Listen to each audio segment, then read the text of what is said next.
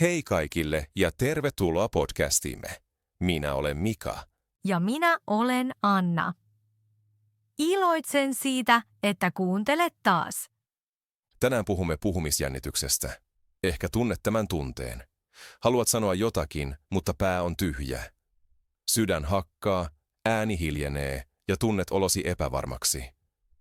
Tämä tunne on hyvin tavallinen. Moni kokee sen, varsinkin kun puhuu kielellä, joka ei ole oma äidinkieli. Juuri niin. Meillä molemmilla on hetkiä, jolloin ääni tärisee tai pää tyhjenee. Miksi puhumme tästä aiheesta tänään? Koska puhumisjännitys koskee monia ihmisiä. Et ole yksin sen kanssa. Moni tuntee olonsa epävarmaksi. Iso ongelma on myös se, että aihe aliarvioidaan. Monet luulevat, että se on normaalia ja sen kanssa on vain elettävä. Mutta se ei pidä paikkaansa. Totta. Kukaan ei ole jännityksen kanssa yksin. Muistan ensimmäisen tilaukseni leipomossa.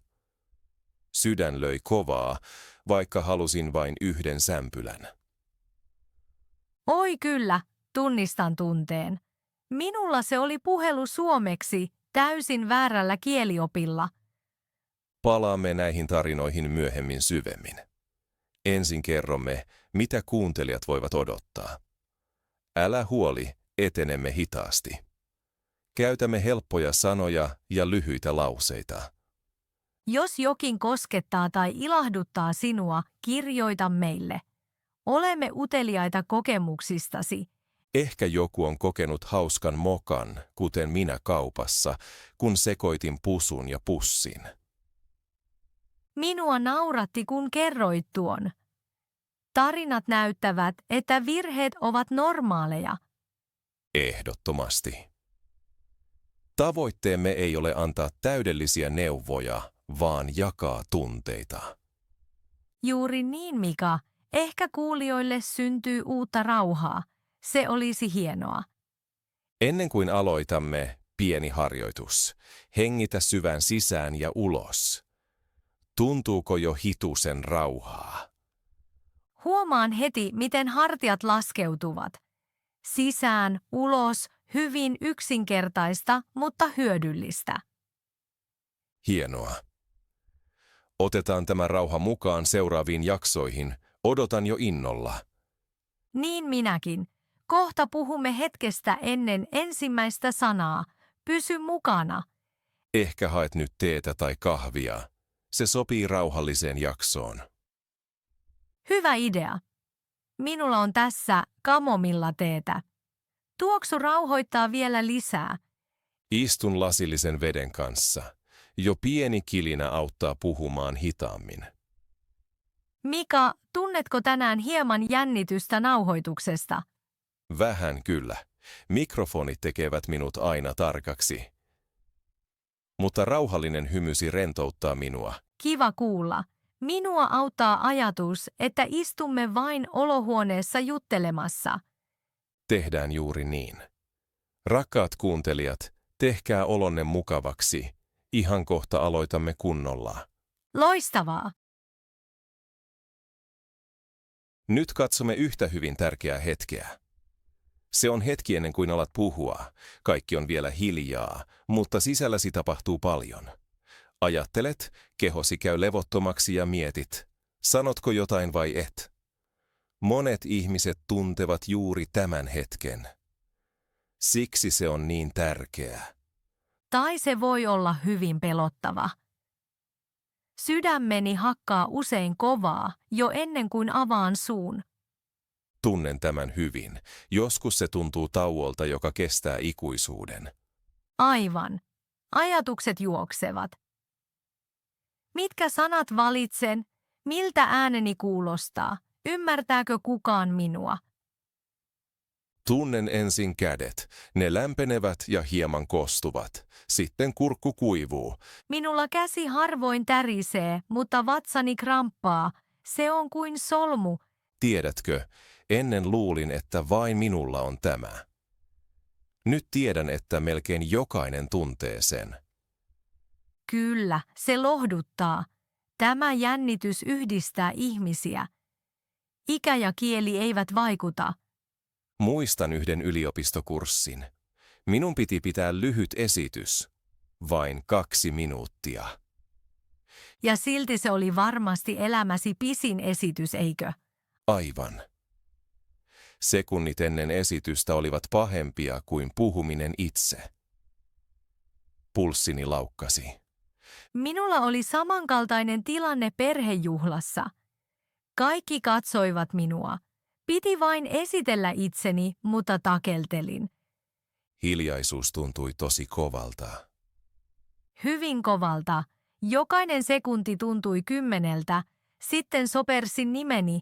Ja mitä tapahtui? Ei mitään pahaa. Perhe hymyili.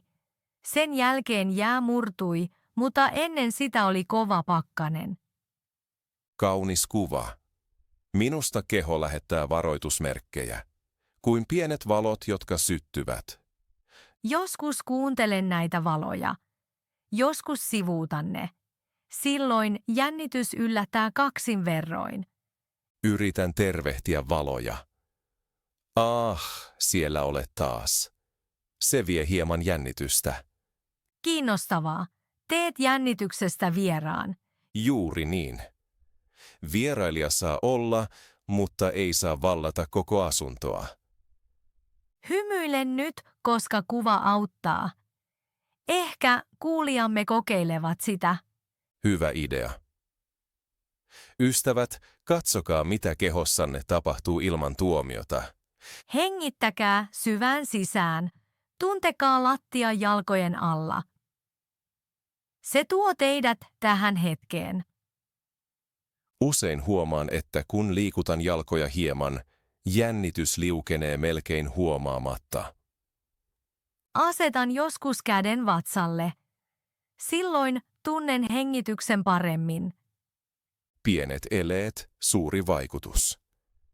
Mika, oletko koskaan tuntenut, että pääsi on täysin tyhjä? Oi kyllä. Yhtäkään sanaa ei tunnu olevan. Kutsun sitä puhetyhjiöksi. Minulla se on kuin sumu. Sanat ovat siellä, mutta en näe niitä. Kauniisti kuvattu. Sitten yleensä tulee ensimmäinen, helppo sana. Ehkä hei. Tuo pieni sana on avain. Sen jälkeen avautuu hitaasti lisää ovia. Totta. 1 askel riittää pitämään liikkeen käynnissä. Joskus auttaa, kun katse kääntyy hetkeksi pois. Ei tarvitse katsoa koko ryhmää. Tai voit hymyillä yhdelle kasvolle. Ystävällinen silmä antaa rohkeutta. Onko sinulla ollut tilanteita, joissa jännitys katosi heti kun aloit? Usein. Alku on kuin hyppy veteen. Kylmä, sitten miellyttävä. Minulla myös. Kun ensimmäiset lauseet virtaavat, ääni rauhoittuu. Kuulijamme ehkä kysyvät, toimiiko se aina? Ei tietenkään, mutta usein. Ja jokainen pieni onnistuminen merkitsee, se lyhentää seuraavaa taukoa. Haluatko jakaa miniharjoituksen, Anna? Mielelläni. Kuvitelkaa, että sanotte vain nimenne. Kovaa, selkeästi, hitaasti. Ei muuta. Sen jälkeen hengittäkää kerran syvään ulos. Tunnetteko eron? Tunnen eron jo, kun ajattelen sitä ääneen. Minulla sama. Nimi on tuttu. Se luo turvaa. Ja turva heikentää jännitystä. Ei täysin, mutta vähän. Minusta se riittää usein. Hieman vähemmän painetta on jo voitto. Haluamme myös kuulla, auttoiko harjoitus. Kirjoita meille vapaasti. Ehkä joillakin on omia rituaaleja. Purukumi tai onnikivi. Tai hiljainen laulu päässä. Kaikki käy, kunhan se on lempeää. Tärkeää on, että rituaali pysyy pienenä. Muuten syntyy uutta stressiä. Erittäin totta. Todetaan siis, jännitys ennen puhetta on normaalia. Kehon merkit kertovat siitä. Hyväksy, hengitä, aloita. Tämä on meidän pieni kolmikko. Kuulostaa hyvältä. Seuraavassa osassa katsomme tilanteita, joissa jännitys on erityisen vahvaa. Olen utelias. Pysykää siis mukana ja ottakaa uudet avaimenne mukaan. Tervetuloa 3. lukuun. Nyt puhumme arjen tilanteista, jotka tekevät hermostuneeksi. Monet ajattelevat heti esityksiä. Mutta jo leipomo voi tuoda stressiä. Aivan. Tilaan aamulla sämpylän ja tunnen joskus painetta takana. Jono kasvaa, etsit sanaa ja yhtäkkiä tulee hiljaista. Sanoo ehkä vain tuo ja osoittaa. Se tuntuu lapselliselta. Olen usein änkyttänyt, kun halusin kauramaitokahvin. Hauskaa kyllä. Barista tietää toiveen tarkasti. Silti kieli jumittuu. Toinen klassikko on puhelin. Ei eleitä, ei huulia, vain ääni. Oi kyllä. Kun virasto soittaa, tunnen itseni heti pienemmäksi. Kirjoitan etukäteen avainsanoja, mutta soiton aikana ne katoavat täysin. Tai lääkärissä. Nimi huudetaan. Kaikki odottavat. Olet valokeilassa. Totta. Mietin silloin joka liikettä, jopa takin riisumista. Kerran sotkeuduin huiviin ja kesti ikuisuus. Noloa. Useimmat ymmärtävät, mutta päässämme pyörii toinen elokuva. Tuo elokuva näyttää katastrofeja, joita ei tapahdu. Silti tärisemme. Puhutaan small talkista, pienet jutut hississä tai bussissa.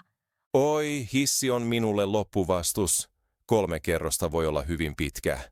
Nyökkään yleensä vain. Sitten harmittaa, koska tilaisuus meni ohi.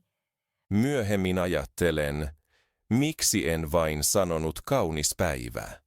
Aivan. Yksi lause riittää usein, mutta hetkessä se tuntuu valtavalta. Minua auttaa peiliharjoittelu. Sanon arkilauseita ääneen, kunnes ne kuulostavat normaalilta. Hyvä idea. Harjoittelen kävellessä. Hiljaa, mutta kuulen itse. Entä ryhmäkierrokset, kun jokainen esittelee itsensä? Polveni pehmenevät.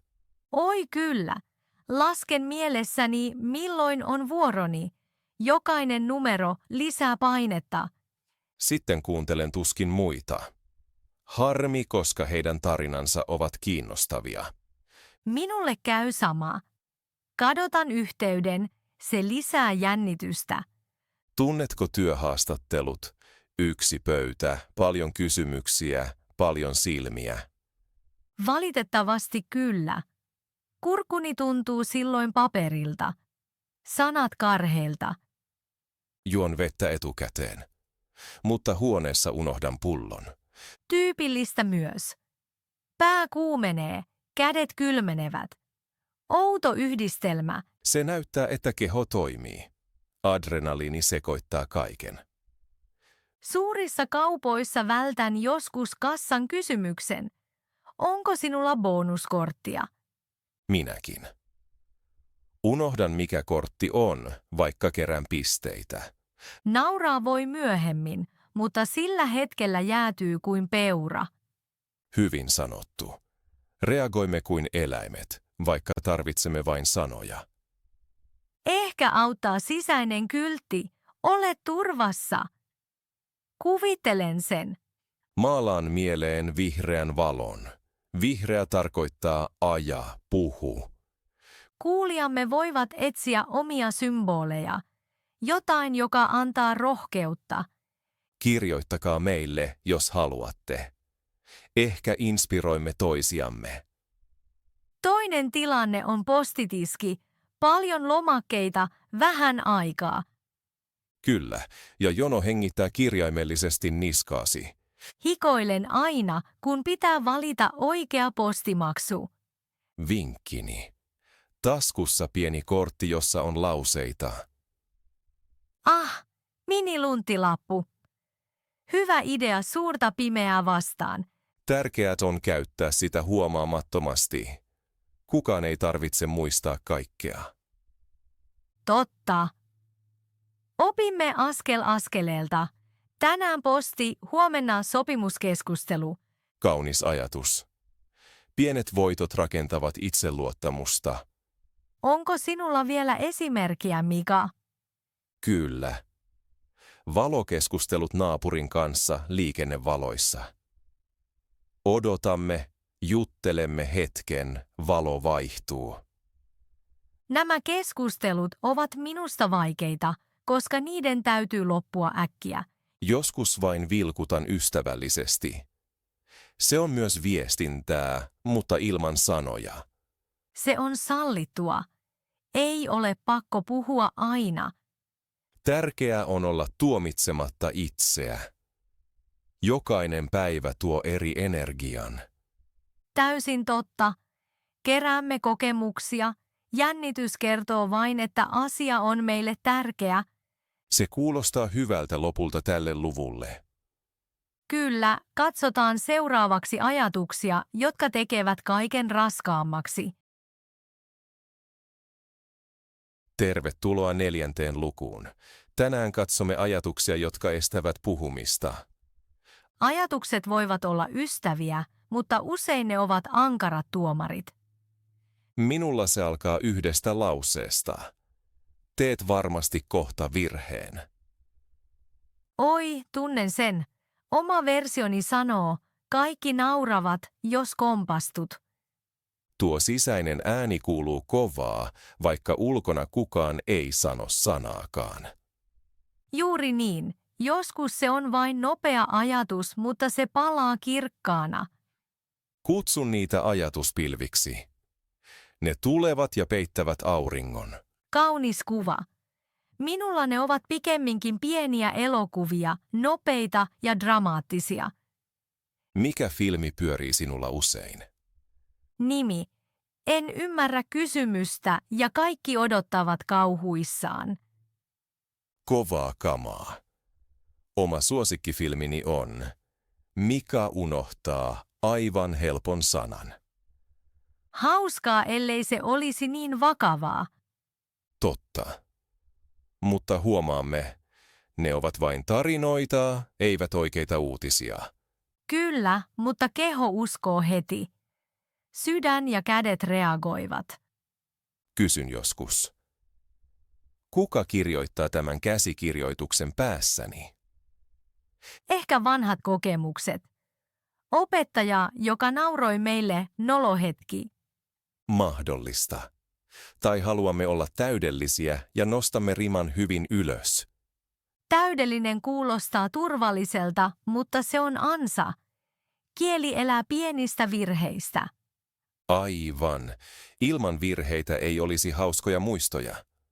Oikein. Eikä oppiaskeleita. Virheet näyttävät, missä kasvamme. Silti ajatus ole täydellinen nousee esiin yhä uudelleen. Yritän silloin tietoisesti sallia pienen virheen. Kiinnostavaa. Esimerkki. Sanon tahallani sanan helpommin, en vaikeaa synonyymiä. Nerokasta. Silloin mieli huomaa, maailma ei kaadu. Juuri niin. Ajattelu vapautuu sen jälkeen kuin avattu solmio. Käytän huumoria. Kuvittelen ääneni pilakuvaksi. Siis kuin sarjakuvahahmo, joka liioittelee. Kyllä, silloin se tuntuu vähemmän uhkaavalta. Voin jopa nauraa. Nauru riisuu monia ajatuksia aseista. Tuomari menettää vasaransa. Kuulijamme tuntevat varmasti omat lauseensa. Puhun liian hitaasti tai ääntymykseni on kamala. Kirjoittakaa ne ehkä paperille. Silloin näkee, ne ovat vain sanoja. Sen viereen voi lisätä totuuden. Esimerkiksi, moni ymmärtää minua silti. Hyvä harjoitus. Teen sen usein kahvilassa muistikirjan kanssa. Muuten Ajatukset tulevat ryhmissä. Yksi negatiivinen vetää toisen. Kuin sipsit pussista, vaikea pysähtyä yhteen palaan. Juuri niin. Siksi auttaa stop-sana. Minun on tauko. Minun on hengitä. Sanon sen hiljaa ja hengitän todella syvään. Silloin ajatusketju katkeaa hetkeksi. Se riittää usein, jotta ensimmäinen oikea sana tulee ääneen. Kerran sanoin tauko jopa ääneen. Keskustelukumppani nauroi, minä myös. Kaunista! Nauru yhdistää ja purkaa jännitystä samalla. Entä vertailut? Mittaan itseäni usein äidinkielisiin. Minäkin. Sitten muistan, he ovat harjoitelleet kieltään koko elämän. Aivan. Meillä on ehkä vasta muutama vuosi takana. Silti käymme tätä keskustelua. Se on onnistuminen. Jokainen kuulija oppii juuri nyt myös. Minusta meidän pitää juhlia onnistumisia, myös pieniä, lause ilman takeltelua. Tai ystävällinen nyökkäys keskustelukumppanilta. Merkki, että viestintä toimii. Todetaan. Ajatukset voivat olla kovia, mutta me valitsemme, kuuntelemmeko. Ja voimme asettaa uusia, ystävällisiä ajatuksia. Silloin puhuminen kevenee. Tämän myötä päätämme tämän luvun. Seuraavassa osassa katsomme, miten kokemukset muuttavat jännitystä. Luku 5 alkaa. Nyt puhumme kokemuksista, jotka ovat vähitellen muuttaneet jännitystä. Kyllä. Tunteet muuttuvat vuosien aikana, joskus helpottuu, joskus vaikeutuu. Ensimmäinen vuoteni Saksassa oli rankka. Jokainen lause tuntui testiltä. Muistan sen, harjoittelit usein, mutta ääni ja kädet silti vapisivat.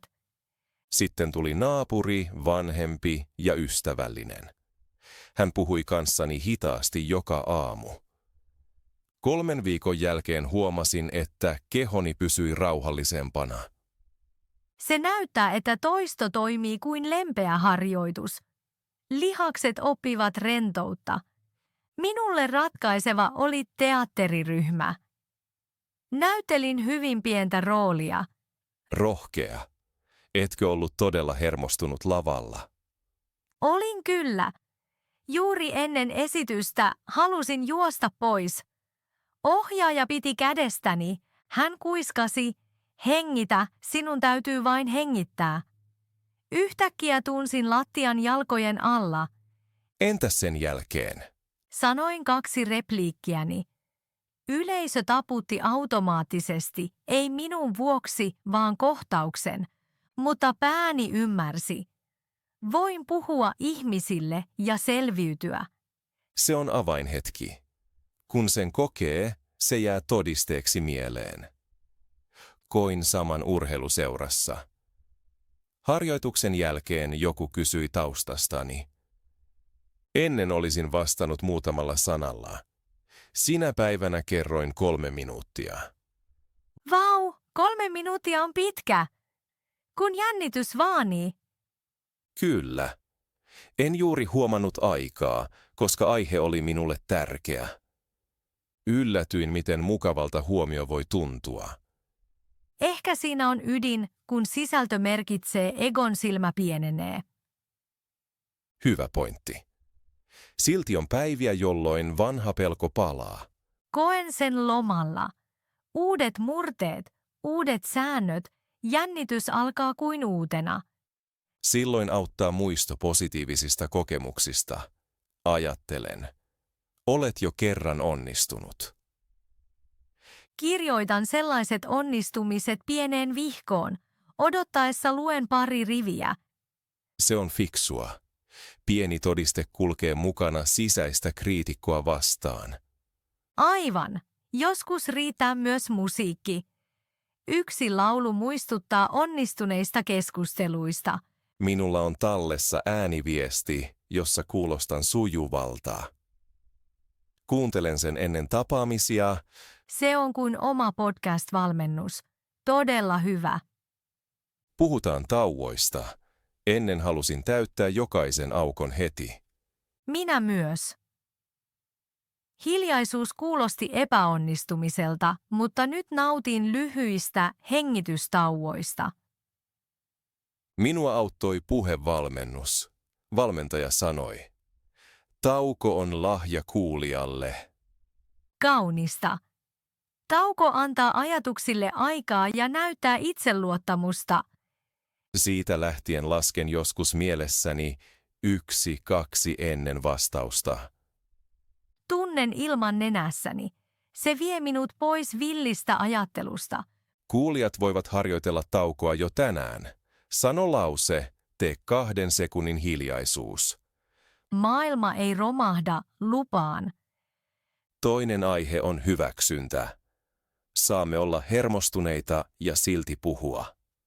Kyllä, sanon hiljaa. Puhun, vaikka tärisen. Se auttaa. Hyväksyntä muuttaa taistelun yhteistyöksi. Keho ja mieli toimivat yhdessä. Juuri niin. Joskus auttaa hiljainen rehellisyys. Olen hiukan jännittynyt. Usein ihmiset hymyilevät myötätuntoisesti. Jännitys laskee heti. Meidän pitäisi lopettaa tämä luku. Tunnen, miten punainen lanka näkyy. Oikein. Olemme huomanneet, että toistuvat onnistumiset, tauot ja hyväksyntä keventävät jännitystä. Tunnen, miten aihe alkaa pyöristyä. Minä myös. Ehkä kokoamme kaiken myöhemmin lyhyesti. Sopii. Otetaan pieni tauko ja päätellään viimeisessä luvussa. Ennen taukoa haluan jakaa pienen anekdootin. Ole hyvä. Nojaudun taakse. Viime viikolla tilasin Italiassa pastaa, mutta suomeksi, koska Italia puutui kokonaan. Tarjoilija virnisti ja vastasi suomeksi. Yhtäkkiä en ollut enää lainkaan hermostunut. Se osoittaa, että maailma on joskus pienempi kuin ajattelemme. Juuri niin. Hetki tuli täysin yllättäen ja kaksinkertaisti itseluottamukseni. Tällaiset yllätykset ovat kuin bonusvaihe oppimisessa. Ehkä kuulijamme kokevat pian myös bonusvaiheen. Toivon sitä jokaiselle. Kiitos anekdootista. Nyt tauko sopii. Selvä. Hengitämme hetken ja jatkamme päätöslukuun. Ystävät, juokaa kulaus vettä, venytelkää ja antakaa kuullun vaikuttaa hetki. Hyvä neuvo. Lasken 5. 1, 2, 3, 4, 5. Pian jatkamme. Nyt tauko. No niin, olemme keskustelumme lopussa. Kyllä, tämä tuntuu ehjältä. Olen hyvin tyytyväinen. Ajattelen, että se oli kaunis lause lopetukseen. Tiivistänkö kaiken? Erittäin mielelläni. Aloitimme sanomalla hei ja esittelimme aiheen. Sitten puhuimme hetkestä ennen ensimmäistä sanaa. Kerroimme lämpimistä käsistä, kuivasta kurkusta ja nopeasta sydämestä. Sen jälkeen käsittelimme arjen tilanteita kuten leipomo, puhelin ja hissi. Saimme nauraa pienille mokille ja tunsimme yhteisen paineen. 4. osassa katsoimme ajatuksiimme. Löysimme kovia elokuvia päässä ja opimme sanomaan tauko tai hengitä. Kerroimme tarinoita, jotka ovat hiljalleen muuttaneet jännitystä. Mukana olivat ystävällinen naapuri, teatteriryhmä ja harjoittelu urheiluseurassa. Huomasimme, että toisto, pienet voitot ja rehelliset tauot auttavat. Puhuimme hyväksynnästä ja rohkeudesta nähdä jännitys vieraana. Lopuksi muistutimme, että virheet ovat normaaleja ja luovat yhteyttä. 3 pientä työkalua ovat nyt selkeät. Hengitä, pysähdy, hymyile. Lisäksi onnistumisvihko on kätevä.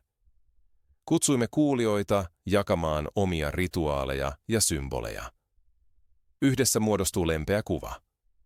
Jännitys jää, mutta se hiljenee, kun kuuntelemme sitä, tervehdimme sitä ja jatkamme puhetta. Toivon, että tämä yhteenveto tekee kaikesta helposti kuunneltavaa. Muistimme myös, että ääni rauhoittuu usein heti ensimmäisen sanan jälkeen. Mainitsimme pieniä harjoituksia, kuten nimen sanominen ääneen tai jalkojen tunteminen. Nämä yksinkertaiset teot rakentavat sillan ajattelusta puheeseen. Kiitos Mika, tiivistit kaiken selkeästi ja ystävällisesti. Mielelläni.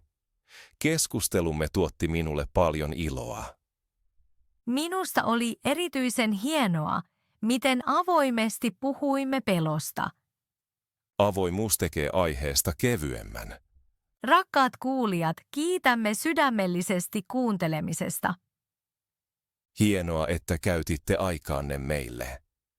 Jos teillä on toiveita tai omia tarinoita, kirjoittakaa meille.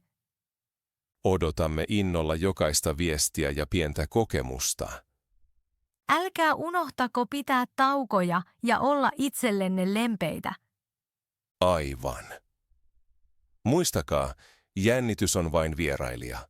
Ja jokainen vierailija lähtee lopulta. Odotan jo innolla seuraavaa jaksoa.